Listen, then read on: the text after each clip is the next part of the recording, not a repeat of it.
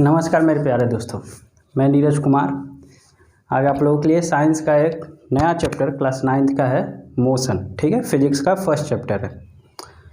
तो मोशन आज हम लोग आप लोगों के साथ डिस्कस करेंगे।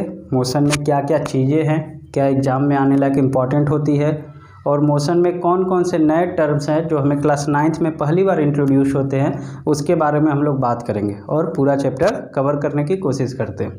ठीक है, तो मोशन, ठीक, मोशन जैसा कि हम सभी लोग जानते हैं, बचपन से देखते आ रहे हैं कि चीज़ें चल रही हैं। ठीक है, जितने भी एनिमल होते हैं सारे मूव करते हैं, एक जगह से दूसरे जगह जाते हैं, और प्लांट हमारे मोशन नहीं करते हैं।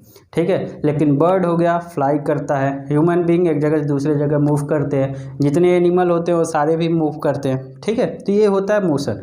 तो ये तो जनरल सी बात हो गई कि मोशन के बारे में हम लोग जानते हैं। लेकिन बात यहाँ पे ये आती है कि अगर कोई हमसे पूछ दे कि मोशन को साइंटिफिकली कैसे डिफाइन करेंगे, ठीक है, साइंस के टर्म में उसका डिफिनीशन हम कैसे देंगे, तो मोशन क्या होता है। ठीक है, सिंपल सा तरीका है, जो जानते हैं हम वही अप्लाई करेंगे।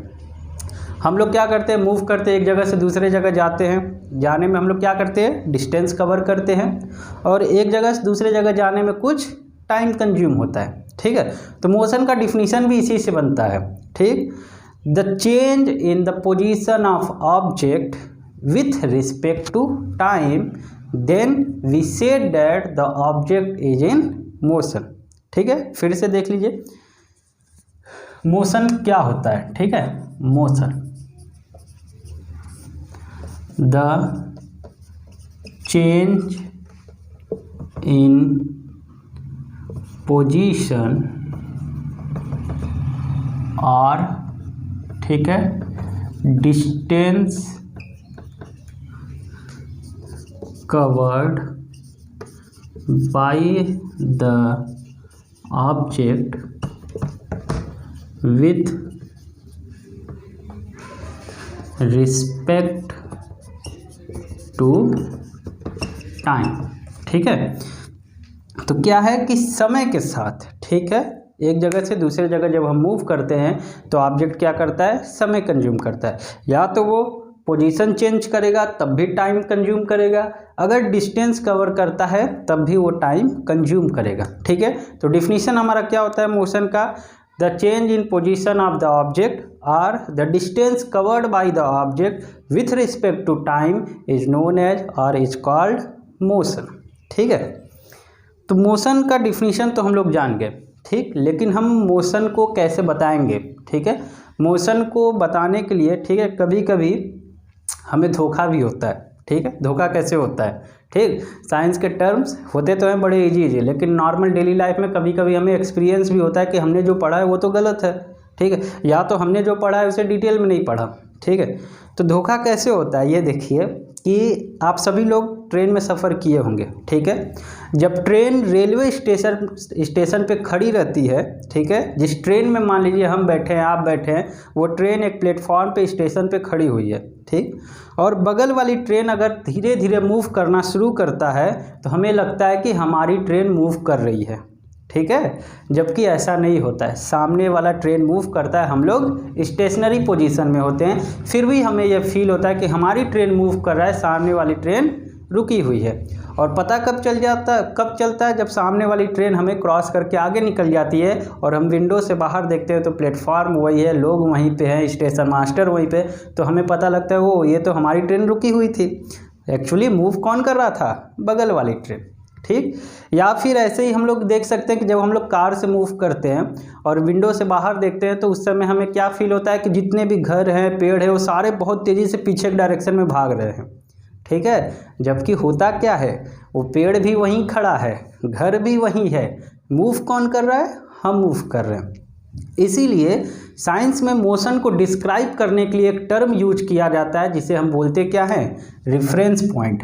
क्या बोलते हैं, रेफरेंस पॉइंट। ठीक है, अब रेफरेंस पॉइंट क्या होता है ये समझ लेते हैं। ठीक है, रेफरेंस पॉइंट वो पॉइंट होता है, ठीक है, जिसके कंपैरिजन में, जिसके तुलना में हम किसी ऑब्जेक्ट के मोशन को डिस्क्राइब करते हैं। ठीक, जैसे कि मान लीजिए हम चल रहे हैं, ठीक है, सामने अगर कोई पेड़ है, ठीक।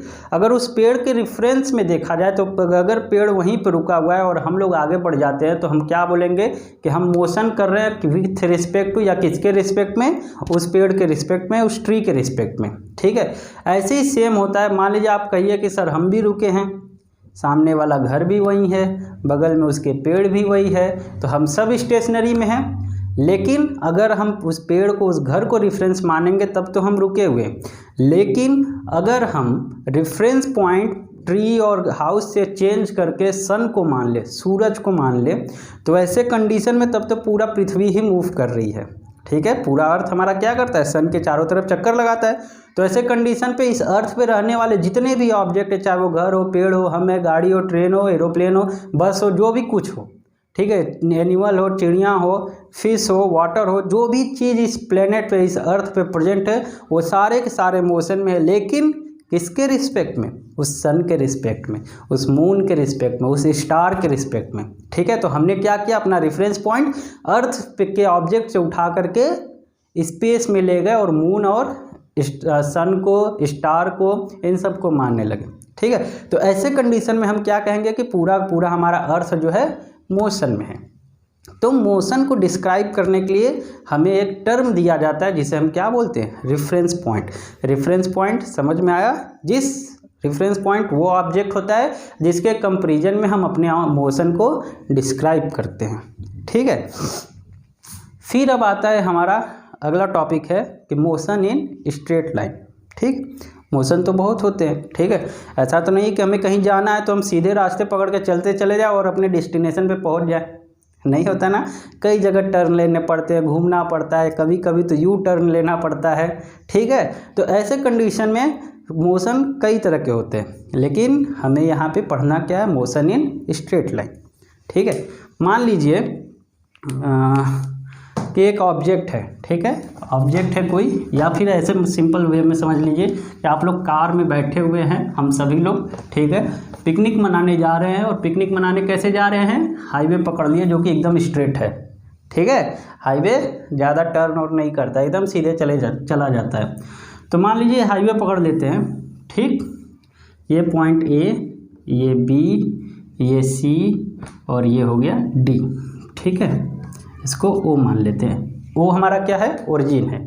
ओ से ए के बीच का डिस्टेंस है 10, बी से सी का डिस्टेंस है 30, सी से बी से सी का है 30, सी से डी का है 30, ठीक है। तो टोटल ओ से डी तक का डिस्टेंस कितना हो गया, ये हमारा 100 किलोमीटर, ठीक है। ये सब हमारा क्या है, किलोमीटर में है, ठीक है, किलोमीटर में। मान लीजिए कि हमारी जो जिस कार में, जिस बस में हम सब बैठ करके पिकनिक मनाने जा रहे हैं वो स्टार्ट होती है ओ से, ठीक है।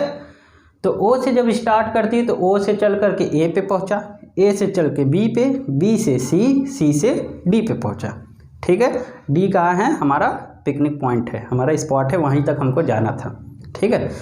तो हमारा टोटल डिस्टेंस क्या होगा, ठीक है, O A plus A B plus B C plus C D, ठीक है। टोटल कितना चल दिए हम लोग, 100 किलोमीटर, ठीक है।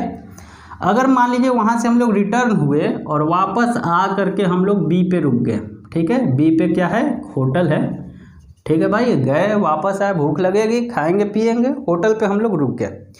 फिर हमसे कोई पूछ दिया कि बताइए हम लोगों ने कितना डिस्टेंस कवर किया है, कितना डिस्टेंस हम लोग चले, ठीक है। तो ए से डी, 0 से डी तक का डिस्टेंस कितना है हमारा, 100 किलोमीटर। अब 100 किलोमीटर से 30 किलोमीटर वापस आए, फिर प्लस 30 किलोमीटर वापस आए, तो 100 प्लस 60 कितना हो गया, 160 किलोमीटर, ठीक है। तो हमारा टोटल डिस्टेंस कितना हो गया, या डिस्टेंस कवर कितना हो गया, 160 किलोमीटर, ठीक है। तो ये तो बात हो गई हमारी डिस्टेंस की, ठीक है। डिस्टेंस जो कि हम स्ट्रेट लाइन में ट्रेवल कर रहे हैं या स्ट्रेट पाथ में हम लोग मूव कर रहे हैं, ठीक है। लेकिन अगर आपसे कोई पूछ दे यहीं पे कि हमारा डिस्प्लेसमेंट क्या होगा, ठीक है, डिस्प्लेसमेंट हमारा क्या होगा, तो डिस्प्लेसमेंट हमारा होता क्या है, पहली बात तो ये जान लीजिए कि डिस्प्लेसमेंट होता है कि the shortest distance between initial and final position. क्या होता है, वो सबसे कम दूरी ठीक है, सबसे कम दूरी जहाँ से हमने शुरुआत की थी और जहाँ पे हम ख़त्म करते हैं। ये मैटर नहीं करता कि आप किस रास्ते से गए थे, स्ट्रेट पाथ से गए थे, जिगजैग रूट से गए थे, सर्कुलर रूट से गए थे।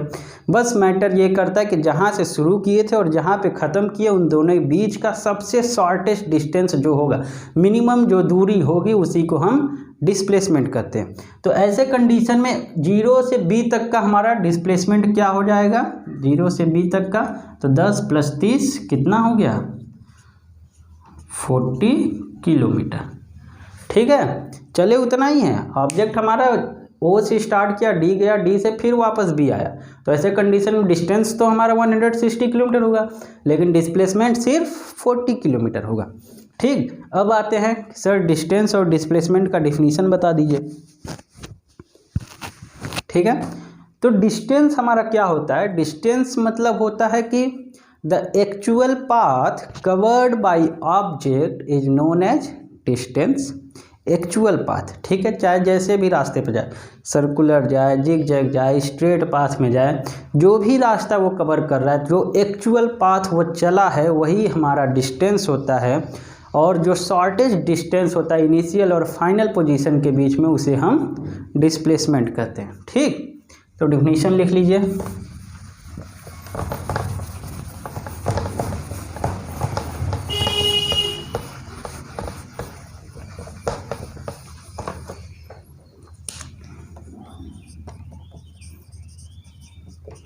Distance, the actual path covered by object is called distance। ठीक है, और डिस्प्लेसमेंट, डिस्प्लेसमेंट क्या होता है, the shortest distance covered by the object between initial and final position। ठीक है, तो डिस्टेंस क्या है, the actual path covered by object is called distance. Displacement, the shortest distance covered by the object between initial and final position is called displacement. ठीक है, तो distance और displacement आप सभी लोगों को क्लियर हो गया होगा। ठीक है, उम्मीद करते हैं कि आपको ये चीज़ें समझ में आई होंगी। बहुत सारे एग्जाम्पल हैं। ठीक है, अगर मान लीजिए एक हमारा ऑब्जेक्ट है, ठीक है, सर्कुलर पाथ में मूव कर रहा है, ऐसे कंडीशन में, ठीक है, अगर मान लीजिए कि ये हमारा सर्कुलर एक पाथ है, ठीक है, यहाँ पे हमारा क्या है कि एक ऑब्जेक्ट कोई मूव कर रहा है, ठीक है, मूव कर रहा है, तो क्या किया, यहाँ से एक चक्कर लगाया कंप्लीट, फिर उसके बाद यहाँ से आधा चक्कर लगाया, ठीक है, यहाँ पे आकर के वो रुक गया। तो ऐसे कंडीशन में अगर डिस्प्लेसमेंट पूछा जाए, मान लीजिए इसका सरकमफ्रेंस कितना है, हमारा सरकमफ्रेंस दिया है 20 किलोमीटर, ठीक है, तो सरकमफ्रेंस 20 किलोमीटर दिया हुआ है, ठीक है, तो ऐसे कंडीशन में हमारा रेडियस क्या हो जाएगा, या फिर मान लीजिए रेडियस हमारा दिया हुआ है कितना, 7 दिया है, ठीक है, रेडियस हमारा 7 है, तो सरकमफ्रेंस कितना हो जाएगा, 2πr, that is 2 × 22/7 × 7 cancel 44, circumference कितना आ गया, 44 आ गया। तो अगर हमसे पूछा जाए कि डिस्टेंस कितना होगा, ठीक है, तो डिस्टेंस कितना होगा, 44 एक कंप्लीट प्लस आधा 44 का हाफ 22, तो 44 + 22 कितना हो जाएगा, 66 किलोमीटर, ठीक है, तो डिस्टेंस कितना चला, 66 किलोमीटर। लेकिन डिस्प्लेसमेंट क्या कहता है हमारा कि इनिशियल पोजीशन और फाइनल पोजीशन के बीच का जो शॉर्टेस्ट डिस्टेंस होगा वही हमारा डिस्प्लेसमेंट होगा। तो रेडियस अगर 7 दिया है तो 7 + 7 कितना हो गया, डिस्प्लेसमेंट कितना हो गया, 14 किलोमीटर। ठीक है, समझ में आया डिस्टेंस और डिस्प्लेसमेंट में अंतर क्या होता है। ठीक, और डिस्टेंस की यूनिट हमेशा किस में ली जाती है, SI यूनिट होती है मीटर, लेकिन हम लोग अपने कन्वीनियंट के लिए, अपने सुविधा के लिए किलोमीटर भी यूज करते हैं। ठीक है, तो ये तो हो गया हमारा डिस्टेंस और डिस्प्लेसमेंट। अब हमें आगे चलना है, ठीक है। अगला टॉपिक है हमारा क्या, uniform and non uniform motion, ठीक है। तो यूनिफॉर्म और नॉन यूनिफॉर्म मोशन क्या होता है, ठीक। अगर आपसे कोई पूछे कि what is uniform motion and what is non uniform motion, uniform motion and non uniform motion, ठीक है। Uniform motion and non uniform motion. तो यूनिफॉर्म मोशन क्या होता है, ठीक है। मोशन तो जान गए हम लोग, लेकिन यूनिफॉर्म क्या होता है, ठीक है। पहले तो टर्म समझते हैं हम लोग, यूनिफॉर्म क्या होता है। स्कूल में हम लोग ड्रेस पहनते हैं, स्कूल ड्रेस, ठीक है, उसे हम लोग क्या बोलते हैं, यूनिफॉर्म। यूनिफॉर्म मतलब सभी लोग एक तरह के कपड़े पहनेंगे, इसीलिए उसको क्या बोलते हैं, स्कूल यूनिफॉर्म बोलते हैं। ऑफिस में लोग काम करते हैं, ठीक है, वहाँ पर भी यूनिफॉर्म चलता है। कॉलेज में लोग पढ़ते हैं, वहाँ पर भी यूनिफॉर्म चलता है। तो यूनिफॉर्म का सीधा सा मतलब होता है कि सेम, समान, ठीक है। उसी तरीके से यूनिफॉर्म मोशन, यूनिफॉर्म समझ गए, मोशन समझ गए, ठीक। तो यूनिफॉर्म मोशन का ये होता है मतलब, ठीक है, कि जैसे मान लीजिए कि हमारा एक कार है, कोई ऑब्जेक्ट है, ठीक है। 5 किलोमीटर चलने में उसको लग रहा है कितना, 10 मिनट। फिर नेक्स्ट 5 किलोमीटर चलने में भी उसे 10 मिनट ही लग रहा है। फिर अगला 5 किलोमीटर चलने में भी उसे 10 मिनट ही लग रहा है। मतलब when an object cover equal distance in equal interval of time, then we say that the object is in uniform motion, ठीक है। तो इसका क्या होता है, when an object cover equal distance in equal interval of time, then we say that the object is in uniform motion, ठीक है। तो हम इसको क्या बोलेंगे कि ऑब्जेक्ट हमारा यूनिफॉर्म मोशन में, जैसे कि 5 किलोमीटर चलने में उसको लग रहा है कितना, 10 मिनट। फिर नेक्स्ट 5 किलोमीटर भी चलने में उसे कितना लग रहा है, 10 मिनट, ठीक है। तो जितना भी 5 किलोमीटर चलेगा वो हमारा 10 मीटर ही कंज्यूम करेगा। लेकिन वास्तविकता सही नहीं है ये, ठीक है ना, वास्तव में ये सही नहीं है। जब हम लोग रोड पे निकलते हैं, खाली रोड रहता है तो बाइक को हवाई जहाज़ बना लेते हैं, ठीक है। तो फिर रोड, उस बाइक की हम लोग औकात नापते हैं कि कितना तेज़ चल सकता है, या फिर कार से हैं तो उसकी कैपेसिटी मेजर करते हैं कि इसकी स्पीड कितनी है, कितनी तेज़ ये भाग सकती है, ठीक है। तो वो तो हो गई फुल स्पीड। लेकिन हम लोग जब शहर में चलते हैं, जाम में फंसते हैं, टर्निंग आती है, ठीक है, कहीं पे रुकना है, काम है हमें, तो ऐसे कंडीशन में क्या होता है कि कभी स्पीड तेज़ होती है, कभी कम होती है, कहीं पे एकदम जीरो हो जाती है, फिर कहीं पे मैक्सिमम स्पीड होती है। जाम में फंस गए तो जीरो भी हो जाती है, या 10 किलोमीटर पर आवर के भी स्पीड से चलते हैं, ठीक है। तो वास्तविकता इस यूनिफॉर्म मोशन से कहीं मेल नहीं खाता है। तो नॉन यूनिफॉर्म मोशन का डिफिनीशन यही है कि when we cover unequal distance in equal interval of time, ठीक है। क्या है कि जब हम लोग असमान दूरी एक समान समय में तय करते हैं तो उसे हम क्या बोलेंगे, यूनिफॉर्म मोशन, ठीक है।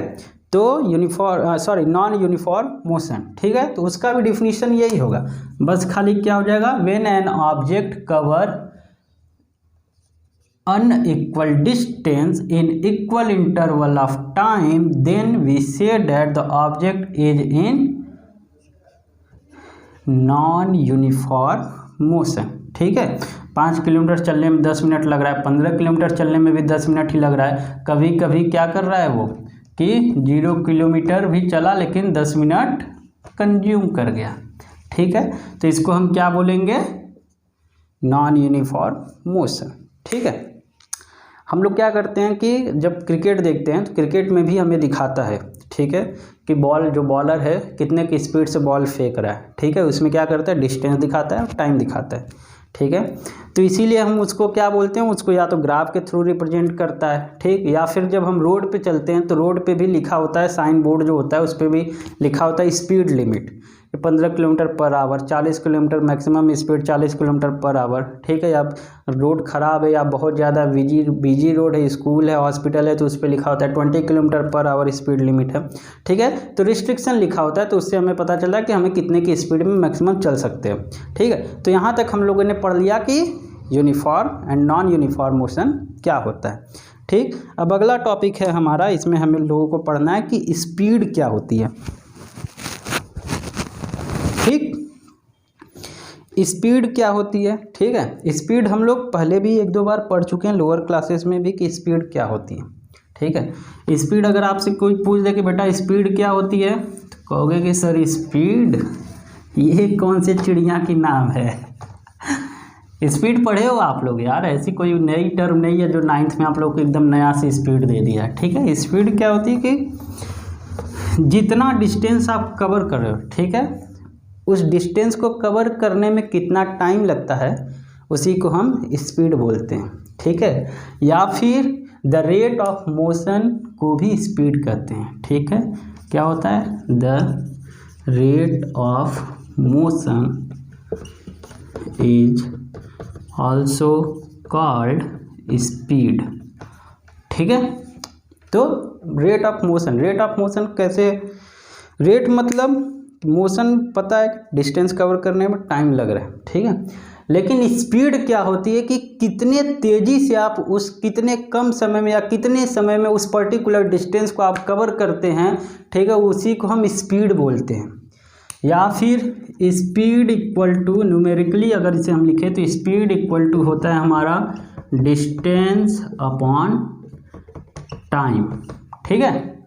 स्पीड मतलब कितना डिस्टेंस कवर कर रहे हैं और उस डिस्टेंस को कवर करने में कितना टाइम हमारा कंज्यूम हुआ है, ठीक है। तो उसे हम क्या बोलेंगे, स्पीड। स्पीड की एसआई यूनिट होती है क्या हमारी, मीटर पर सेकेंड, ठीक है। या फिर कभी कभी ये लिखा होता है मीटर सेकेंड पावर -1, ठीक है। तो कभी भी इसको मत पढ़िएगा मीटर पर सेकेंड के पावर -1, ठीक है, वो अगर बोलेंगे तो गलत होगा। तो हमेशा या तो मीटर पर सेकेंड पढ़िए या तो मीटर सेकेंड के पावर -1, ठीक है। तो ये तो हो गई हमारी बात स्पीड की, ठीक है। अब स्पीड में ही मान लीजिए कि हमें डायरेक्शन भी डिफाइन करना हो, ठीक है। मान लीजिए स्पीड में हमें डायरेक्शन डिफाइन करना हो, 1 मिनट, स्पीड से पहले हम लोग डायरेक्शन से पहले एक चीज़ और देख लेते हैं, ठीक है। तो ये तो हो गई स्पीड की हमारी बात, ठीक है। इसी में एक टर्म आता है हमारा स्पीड के आगे, कभी कभी आपसे पूछा जाता है कि ये तो होगी मान लीजिए स्पीड, एवरेज स्पीड बताइए। मान लीजिए 100 किलोमीटर हम लोग चले हैं, तो ऐसे कंडीशन में हम लोग क्या करते हैं, एवरेज स्पीड बताते हैं। एवरेज स्पीड क्या होती है,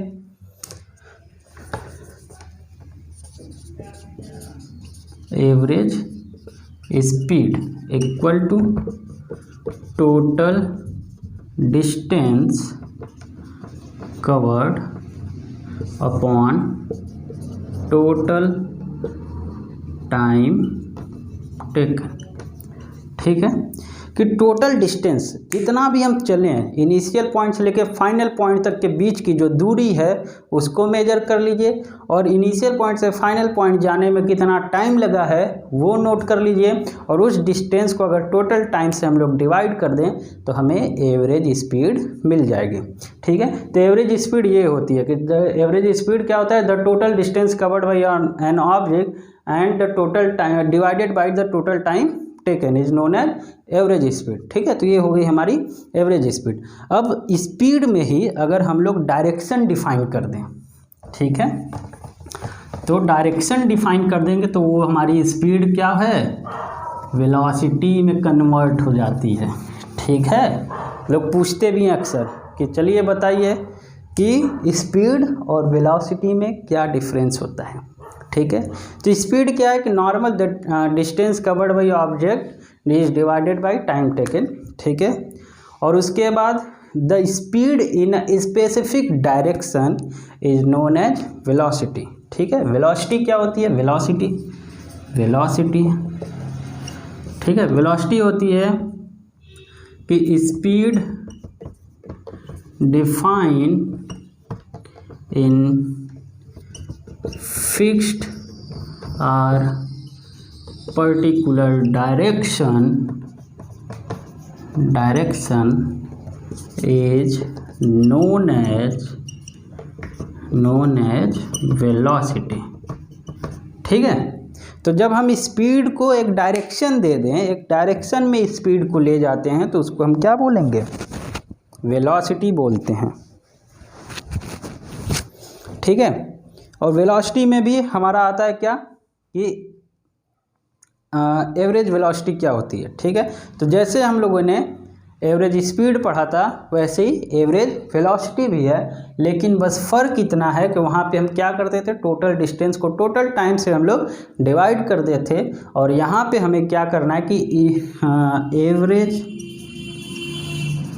velocity equal to initial velocity plus final velocity divided by 2। ठीक है, इनिशियल वेलोसिटी और फाइनल वेलोसिटी को जोड़ करके उससे 2 से डिवाइड कर दीजिए, हमारा क्या मिल जाएगा? Average velocity. ठीक है, और यहीं पर एक क्वेश्चन और पूछा जाता है कि स्केलर और वेक्टर क्वांटिटी क्या होती है।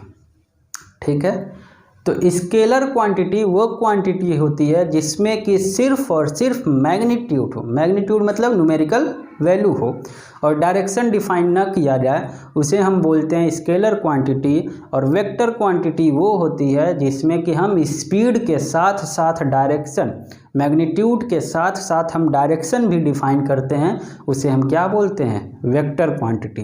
ठीक है, स्केलर क्वांटिटी का एग्जांपल क्या है? स्पीड। स्पीड में हम लोग डायरेक्शन डिफाइन नहीं करते, लेकिन हम जब वेलोसिटी की बात करते हैं तो वेलोसिटी हमेशा डायरेक्शन के साथ बताया जाता है, इसलिए वेलोसिटी को हम लोग वेक्टर क्वांटिटी में कंसीडर करते हैं। ठीक है, तो स्केलर और वेक्टर क्वांटिटी भी समझ में आ गई। Average speed, average velocity, average speed समझ लिए, स्केलर क्वांटिटी, वेक्टर क्वांटिटी भी समझ लिए।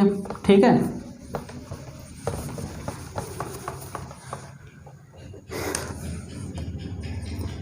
स्केलर क्वांटिटी, स्केलर क्वांटिटी क्या होती है? द क्वांटिटी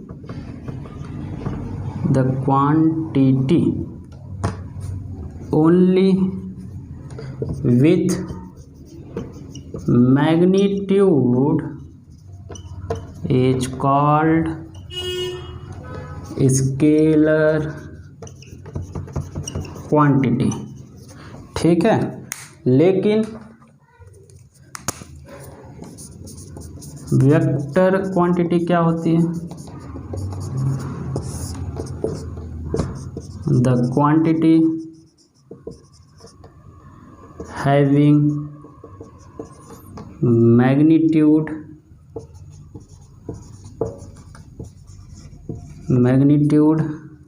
विथ डायरेक्शन, ठीक है, इज कॉल्ड वेक्टर क्वांटिटी। ठीक है, तो स्केलर क्वांटिटी और वेक्टर क्वांटिटी। ठीक है, ये भी एक नया टर्म है, या हो सकता है आप लोगों को क्लास 8 में कोई बताया हो। ठीक है, लेकिन मेनली यूज इसका 9th में होता है कि क्वांटिटीज़ को हम लोग स्केलर और वेक्टर में क्लासीफाई करते हैं। तो स्केलर और वेक्टर का अगर डिफिनीशन आपको इसका क्लियर पता है तो आप आसानी से किसी भी क्वांटिटी को इसमें आप क्लासीफाई कर सकते हैं। जैसे कि हमने बताया स्पीड हमारा क्या है? स्केलर क्वांटिटी, क्योंकि उसमें हम सिर्फ क्या बताते हैं? स्पीड, मैग्नीट्यूड बताते हैं हम कि स्पीड हमारी क्या है? 80 किलोमीटर पर आवर। ठीक है, सिर्फ मैग्नीट्यूड बताए 80 किलोमीटर पर आवर किस दिशा में, किस डायरेक्शन में है।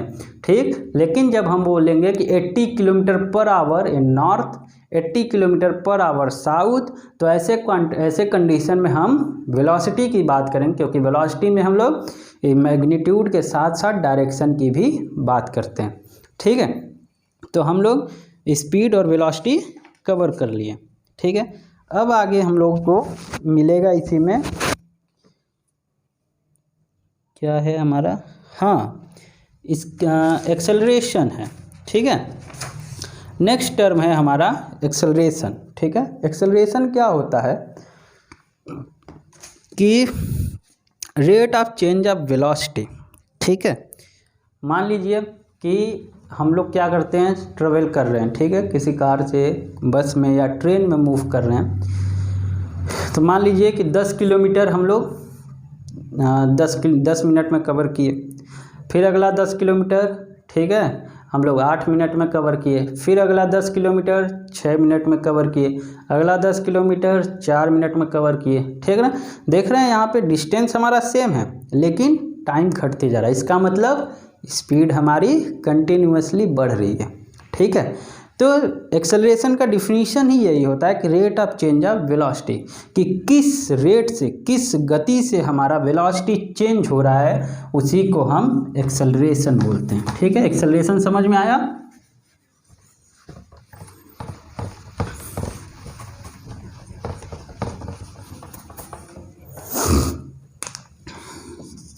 हमारा अगला टर्म क्या है, एक्सेलरेशन, ठीक है। एक्सेलरेशन क्या होता है, rate of change of velocity, ठीक है, इसी को हम क्या बोलते हैं, एक्सेलरेशन बोलते हैं। एक्सेलरेशन भी हमारा दो तरह का होता है, एक होता है यूनिफॉर्म एक्सेलरेशन और दूसरा होता है नॉन यूनिफॉर्म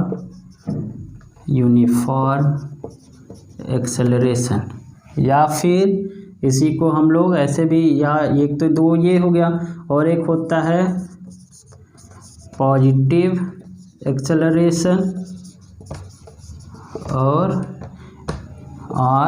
नेगेटिव, एक होता है हमारा क्या, नेगेटिव एक्सेलरेशन, ठीक है, या फिर इसी को बोलते हैं रिटार्डेशन एक्सेलरेशन, ठीक है। तो अब बात करते हैं कि यूनिफॉर्म एक्सेलरेशन और नॉन यूनिफॉर्म एक्सेलरेशन क्या होता है, ठीक। यूनिफॉर्म एक्सेलरेशन वो होता है कि जिसमें कि हमारी स्पीड कंटिन्यूअस बढ़ती चली जाती है, उसे हम यूनिफॉर्म एक्सेलरेशन कहेंगे, ठीक है। जैसे 10 किलोमीटर 10 मिनट में, अगला 10 किलोमीटर 8 मिनट में, अगला 10 किलोमीटर 6 मिनट में, उसके नेक्स्ट 10 किलोमीटर 4 मिनट में। तो यहाँ क्या है, हमारी स्पीड लगातार बढ़ रही है, तो इसको हम क्या बोलेंगे, यूनिफॉर्म एक्सेलरेशन, ठीक है। या फिर the velocity of an object is continuously increasing with respect to time is known as uniform acceleration. लेकिन ये भी पॉसिबल नहीं है, ये भी वास्तविकता इसका सच नहीं है, ठीक है। हम लोग लगातार स्पीड बढ़ाते हुए नहीं जा सकते। और एक होता है फिर नॉन यूनिफॉर्म एक्सेलरेशन, मतलब कि कुछ दूर हम बहुत तेज़ चले, जाम मिल गया, धीरे हो गए, फिर जाम क्रॉस करते ही फिर आगे बढ़े, फिर स्पीड बढ़ा लिए, अपनी तेज़ चलने लगे, फिर कहीं टर्निंग आ गई, स्पीड स्लो कर लिए। तो जब हमारी स्पीड घटती है, बढ़ती है, फिर घटती है, फिर बढ़ती है, तो इसको हम क्या बोलते हैं, नॉन यूनिफॉर्म एक्सेलरेशन, ठीक है। तो फिर उसके बाद आता है कि सर ये तो ठीक है, यूनिफॉर्म नॉन यूनिफॉर्म समझ गया, पॉजिटिव एक्सेलरेशन निगेटिव एक्सेलरेशन क्या होता है, या रिटार्डेशन ऑफ एक्सेलरेशन क्या होता है। पॉजिटिव एक्सेलरेशन वो होता है कि जब हमारा कंटिन्यूअस स्पीड बढ़ती चली जाती है तो उसको हम बोलते हैं पॉजिटिव एक्सेलरेशन, और कंटिन्यू हमारा स्पीड अगर घटता है तो हम उसको बोलते हैं नेगेटिव एक्सेलरेशन या रिटार्डेशन ऑफ स्पीड या फिर एक्सेलरेशन, ठीक है। तो ये तो बात हो गई हमारी एक्सेलरेशन की, ठीक है। अब आते हैं कि एक्सेलरेशन का एसआई यूनिट क्या होता है, ठीक है। एक्सेलरेशन का एसआई यूनिट क्या होता है, एसआई यूनिट होती है इसकी मीटर पर सेकेंड स्क्वायर या फिर मीटर सेकेंड पावर -2, ठीक है। तो ये तो होगी हमारी एक्सेलरेशन। तो हम लोगों ने क्या क्या पढ़ लिया, ठीक है। मोशन क्या होता है, रेफरेंस पॉइंट क्या होता है, ठीक है। फिर उसके बाद स्पीड पढ़ लिए, average speed, velocity, average velocity, acceleration उसमें भी uniform acceleration, non uniform acceleration, positive acceleration, negative acceleration या फिर रिटार्डेशन ऑफ एक्सेलरेशन। ठीक है, uniform motion, non uniform motion, इतना हम लोगों ने पढ़ लिया। ठीक है, तो आज के लिए इतना बहुत है। ठीक है, उम्मीद करते हैं कि जो भी चीज़ें हम समझाए हैं आप लोगों को समझ में आई होगी। ठीक है, एक बार फिर से बुक रीड करिए, कोशिश करिए समझने की। इसी फॉर्मूले पे न्यूमेरिकल भी आते हैं। ठीक है, तो न्यूमेरिकल ज़्यादा करने की कोशिश करिए तो आप लोगों को चीज़ें आसानी से समझ में आ जाएगी। या फिर एक्सेलरेशन का एक फार्मूला होता है, वो भी बता देते हैं। ठीक है, एक्सेलरेशन को ए से रिप्रेजेंट करते हैं, स्मॉल ए से। एक्सेलरेशन क्या होता है हमारा? Change in velocity upon time taken. ठीक है, या फिर a equal to V minus Q upon T, ये होता है हमारा क्या? एक्सेलरेशन। ठीक है, v क्या है हमारा? फाइनल वेलोसिटी, u क्या है? इनिशियल वेलोसिटी, t क्या है? टाइम है। ठीक है, तो ये हो गया हमारा एक्सेलरेशन का फॉर्मूला। ठीक है, तो इस पे आप न्यूमेरिकल कर सकते हैं, स्पीड वाले फार्मूले पे न्यूमेरिकल कर सकते हैं, वेलोसिटी के फार्मूले पे न्यूमेरिकल कर सकते हैं। ठीक है, तो ये सब चीज़ें हम आप लोगों को बता दिए। ठीक, तो इतना प्रैक्टिस करिए, न्यूमेरिकल इस पे करिए, क्योंकि न्यूमेरिकल इस चैप्टर से एग्जाम में आता है।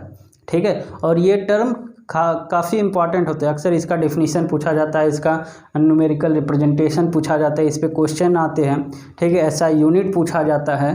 तो इतना चीज़ें तैयार करिए, बाकी चीज़ें हम आप लोगों को नेक्स्ट लेक्चर में बताएंगे कि इसके आगे और इस चैप्टर में हमें क्या क्या पढ़ना है। ठीक है, उम्मीद करते हैं समझ में आया होगा। और हाँ, मेरे चैनल को लाइक, सब्सक्राइब और शेयर करना ना भूलिए। ठीक है, मिलते हैं सॉरी, थोड़ा फंबल हो जा रहा है। ठीक है, तो मिलेंगे नेक्स्ट लेक्चर में इसी चैप्टर के आगे के टॉपिक्स लेकर के। ठीक, तब तक के लिए हमारा चैनल लाइक करिए, सब्सक्राइब करिए और दूसरों के साथ शेयर करिए। ठीक है, आप लोग शेयर करिए और लोगों को रिकमेंड करिए कि हमारी वीडियो देखते रहें। आप लोग जितना मेरा वीडियो देखेंगे, ठीक है, जितना ज़्यादा लाइक, सब्सक्राइब ये सब मिलेगा, हमें भी मोटिवेशन मिलती है कि और आप लोगों के लिए अच्छे वीडियो बनाएं और ज़्यादा टॉपिक कवर करें। ठीक है, चलिए बहुत बहुत धन्यवाद, मिलते हैं अगले क्लास में।